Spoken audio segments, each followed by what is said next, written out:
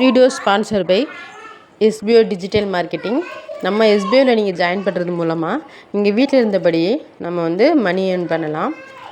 அது மட்டும் இல்லாமல் ஒர்க் பண்ணுறவங்க கூட நீங்கள் பார்ட் டைமாக இதில் நீங்கள் ஒர்க் பண்ணலாம்.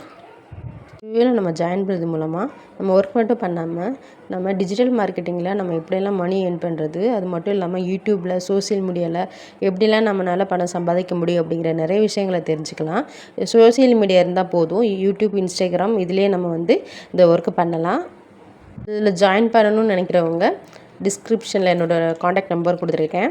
ஸோ மறக்காமல் காண்டாக்ட் பண்ணுங்கள். உங்களுக்கு தேவையான இன்ஃபர்மேஷன் நான் தரேன். ஸ்கிப் பண்ணாதீங்க. பெரிய தப்பு. தினம் 300 ரூபாய் சம்பாதிக்க அரிய வாய்ப்பு. இன்ஸ்டாகிராம், ஃபேஸ்புக் பயன்படுத்த தெரிந்தால் போதும். Content post and content publishing மூலமா தினம் 300 ரூபாய் சம்பாதிக்கலாம். இந்த வேலை செய்ய 5 நிமிடம் போதும். Work training support, group communication support, all language customer live chat support, முக்கியமா சொந்தமா ஒரு பிசினஸ் ஸ்டார்ட் பண்ற அளவுக்கு உங்களால கற்றுக்கொள்ளவும் முடியும், சம்பாதிக்கவும் முடியும். இந்த வேலை வாய்ப்பு வழங்குவது 5 வருடத்திற்கு மேல ரன் ஆகிட்டு இருக்க நம்ம தமிழ்நாட்டு company school of business organisation private limited. மேலும் விவரங்களுக்கு டிஸ்கிரிப்ஷன்ல கொடுத்திருக்க நம்பருக்கு வாட்ஸ்அப் பண்ணுங்க.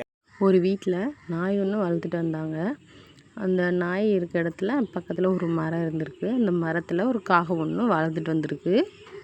அப்போதைக்கு அந்த மரத்தில் குடியிருந்த காகமும் அந்த நாயும் ரொம்ப ஃப்ரெண்ட்ஸ் ஆகிருக்காங்க, நண்பர்களாக இருக்காங்க. அப்போதைக்கு ஒரு நாள் அந்த காகம் ரொம்ப கவலையோடு இருந்திருக்கு.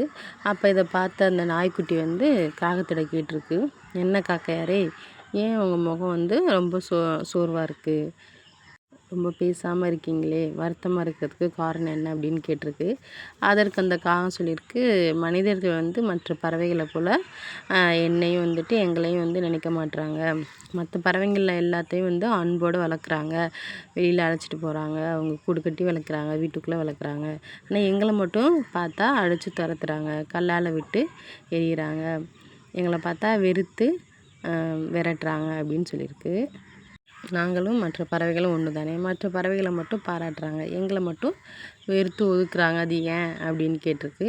அப்போ தான் அந்த நாய்க்குட்டி சொல்லியிருக்கு, நீங்கள் சொல்கிறதுக்கு சரிதான், ஆனால் உங்கள்கிட்ட இருக்க இந்த ஒழுக்கமின்மை தான் உங்களை இப்படி அவங்கள வெறுக்க வைக்குது அப்படின்னு நாய்க்குட்டி சொல்லியிருக்கு.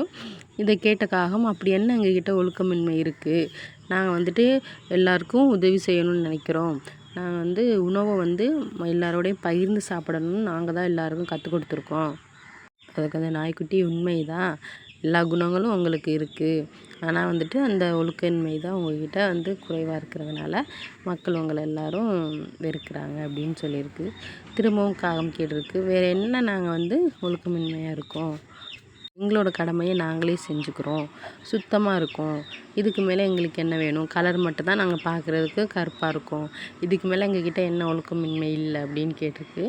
அப்போ தான் அந்த நாய்க்குட்டி சொல்லியிருக்கு, உங்களிடம் எவ்வளோ நல்ல குணங்கள் இருந்தாலும் உங்கள்கிட்ட இருக்க அந்த ஒழுக்கமின்மையை தான் மனிதர்கள் பார்க்குறாங்க. அதாவது நீங்கள் மனிதர்களுடைய உணவை நீங்கள் திருடுறீங்க, அவங்க சாப்பிட வச்சுருக்க உணவுகளை திருடிட்டு போகிறீங்க, குழந்தைங்க வெளியில் நின்று ஏதாவது ஸ்நாக்ஸ் சாப்பிட்டாங்கன்னா அதையும் நீங்கள் திருடிட்டு போகிறீங்க, அந்த ஒரு காரணம் தான் அப்படின்னு சொல்லியிருக்கு. அப்போ தான் அந்த காகம் தலை குனிஞ்சு நின்றுருக்கு.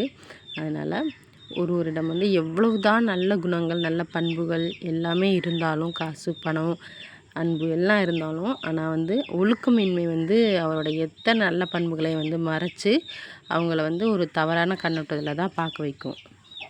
அதுலேருந்து அந்த காகம் சரி நாமளும் மற்றவங்கள மாதிரி இருக்கலாம் அப்படின்னு நினைக்குது.